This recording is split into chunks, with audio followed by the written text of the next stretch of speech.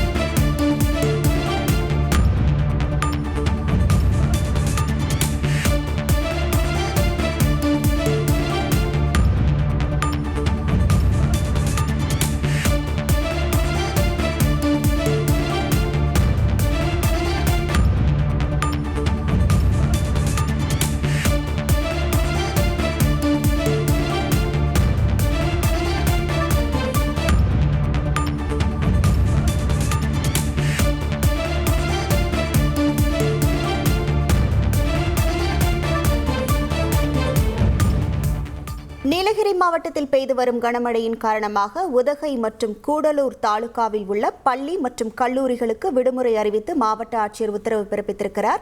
மேலும் கோவையில் பள்ளி மற்றும் கல்லூரிகள் வழக்கம் போல் செயல்படும் என மாவட்ட ஆட்சியர் அறிவிப்பை வெளியிட்டிருக்கிறார்.